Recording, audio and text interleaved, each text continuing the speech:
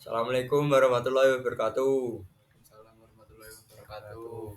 Kami akan mempresentasikan tugas final kami implementasi data warehouse pada restoran Opa Fried Chicken.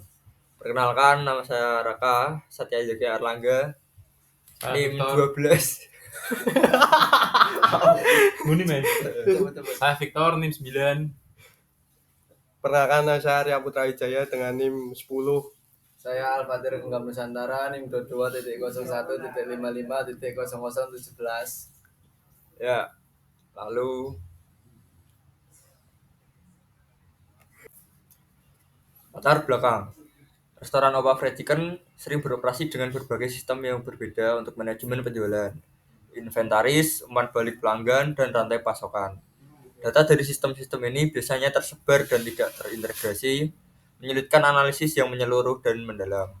Tanpa integrasi data yang baik, manajemen seringkali mengambil keputusan berdasarkan data yang tidak lengkap atau tidak akurat, yang dapat berdampak negatif pada efisiensi operasional dan kepuasan pelanggan.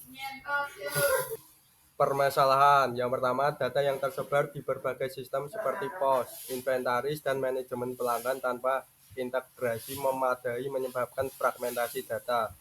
Yang kedua, proses analis data menjadi lambat dan rumit tanpa alat yang tepat, mengakibatkan pengambilan keputusan yang tidak optimal. Yang ketiga, keputusan seringkali diambil berdasarkan insting atau data yang tidak akurat, yang dapat mengakibatkan efisiensi operasional yang rendah dan potensi kerugian bisnis. Yang keempat, kurangnya wawasan dari data pelanggan membuat restoran sulit untuk meningkatkan layanan dan produk berdasarkan preferensi dan umpan balik pelanggan. Analisis dan perancangan. Analisis dan restoran Opa Fried Chicken. 1. Analisis pasar. Target pasar yaitu keluarga, anak muda, dan pekerja kantoran yang mencari makanan cepat saji yang lezat dan terjangkau. Kompetitor yaitu KFC, McDonald, serta restoran cepat saji lokal dan internasional lainnya yang menawarkan ayam goreng.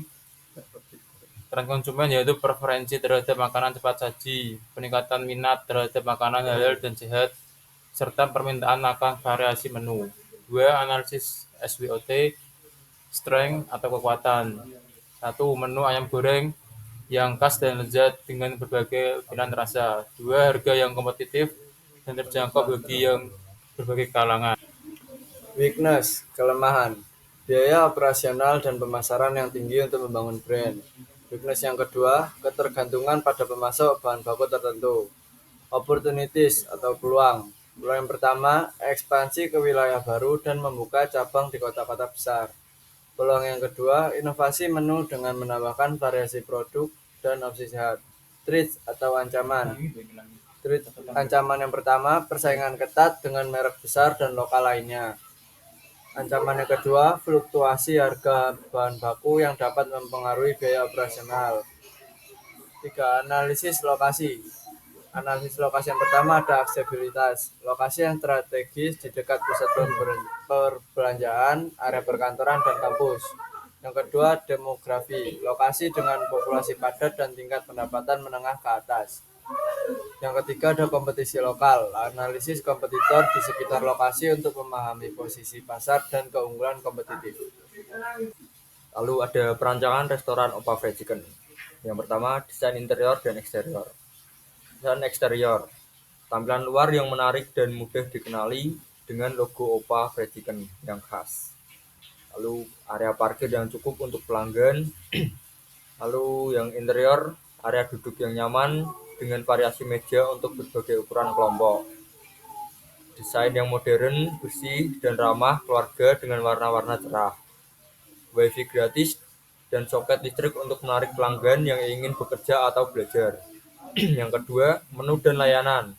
Yang pertama, menu utama berbagai jenis ayam goreng dengan pilihan rasa dan tingkat kepedesan, burger ayam, wrap dan side dish seperti kentang goreng, coleslaw, dan nasi. Lalu promosi, paket keluarga, diskon untuk pelajar, dan program loyalitas pelanggan. 3. Operasional dan manajemen. Yang pertama, sistem manajemen. Software manajemen restoran untuk memantau stok, penjualan, dan kinerja staf. Yang kedua, pelatihan karyawan. program pelatihan yang komprehensif untuk memastikan kualitas layanan dan kepuasan pelanggan. Yang ketiga, prosedur kebersihan. Standar kebersihan yang ketat untuk memastikan keselamatan dan kepuasan pelanggan. Yang keempat, pemasaran dan promosi. Yang pertama, strategi digital, kampanye media sosial, iklan online, dan kerjasama dengan influencer lokal. Yang kedua, event dan promosi, acara pembukaan, program hadiah, dan partisipasi dalam acara lokal. Yang ketiga, layanan pengiriman, kerjasama dengan layanan pengiriman makanan seperti GoFood dan GrabFood. Yang kelima, keuangan dan anggaran. Yang pertama, investasi, biaya sewa lokasi, renovasi, peralatan, dan gaji karyawan awal. Yang kedua, proyeksi keuangan, perkiraan penjualan bulanan, biaya operasional, dan margin keuntungan. Yang ketiga, sumber pendanaan, investasi dari pemilik, pinjaman bank, atau kerjasama dengan investor. Berikutnya yaitu sales report by kategori. Kategori mahasiswa memberi dasar dengan jumlah penjualan 5.000 dan makanan dengan jumlah penjualan 35.000, minuman dengan jumlah penjualan 16.000. Berikutnya kategori pekerja membeli dessert jumlah penjualan mencapai 7.000 dan membeli makanan sejumlah 35.000 dan minuman jumlah 17.000. Berikutnya yaitu kategori pelajar membeli dessert dengan jumlah penjualan 9.000 dan makanan dengan jumlah penjualan 38.000 dan minuman dengan jumlah penjualan yaitu 14.000. Berikutnya ada sales report by gender. Yang pertama, laki-laki. Laki-laki membeli dessert dengan jumlah penjualan per tahunnya mencapai 11.000 dessert. Laki-laki membeli makanan dengan jumlah 62.000 dessert makanan, dan laki-laki membeli minuman dengan jumlah 25.000 minuman. Yang kedua, perempuan. Perempuan membeli dessert dengan jumlah 7.000, membeli makanan dengan jumlah 49.000, dan membeli minuman dengan jumlah 22.000. Terus berikutnya ada sales report by region. Cabang Banyumanik menjual dessert sebanyak 10.000, menjual makanan sebanyak 27.000, menjual minuman dengan banyak 17.000. Cabang Gunung Pati menjual dessert dengan banyak 4.000, menjual makanan dengan banyak 43.000, menjual minuman dengan banyak 14.000. Cabang Tembalang menjual dessert dengan banyak 6.000, menjual makanan dengan banyak 39.000, dan menjual minuman dengan banyak 16.000. Lalu ada half years report. Yang pertama, makanan, es krim terjual 10.000. Lalu Cokopas 1 terjual 9.000, Cokopat 2 terjual 7.000, Cokopat 3 terjual 10.000, Golden Opa 1 terjual 10.000, Golden Opa 2 terjual 7.000, Golden Opa 3 terjual 9.000. Lalu ada minuman, Coca-Cola terjual 8.000, es teh terjual 8.000, float terjual 8.000. Lalu ada yang 6 bulan kedua, ada es krim terjual 9.000, Cokopas 1 terjual 9.000, Cokopas 2 terjual 8.000, Cokopas 3 terjual 9.000, Cokopas 3 terjual 9.000, Golden Opa 1 terjual 9.000, dan Golden Opa 2 8.000, Golden Opa 3 9.000. Lalu ada minumannya, Coca-Cola terjual 8.000, es teh float juga 8.000. Sales report by region. dengan pertama Banyumanik dengan dessert 9.000, makanan 27.000,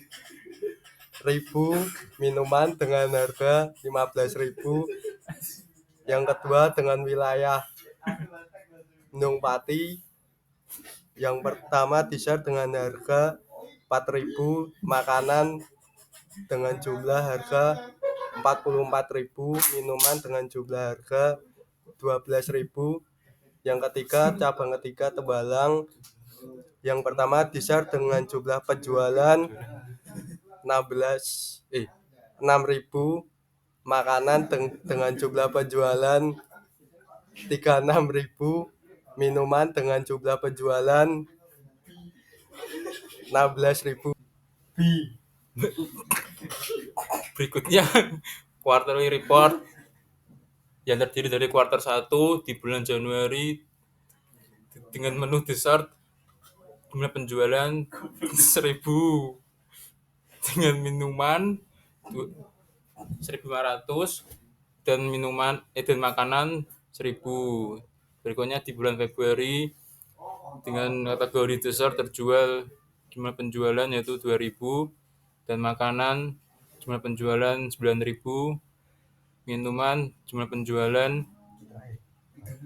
3.500. Kemudian di bulan Maret dengan dessert jumlah penjualan 3.000, makanan dengan jumlah penjualan 9.000, minuman dengan jumlah penjualan 5.000. Kemudian di kuartal 2 di bulan April dessert dengan jumlah penjualan 1.000, makanan jumlah penjualan 9.000, minuman jumlah penjualan 3.500. Kemudian bulan Mei dessert dengan jumlah penjualan 1.000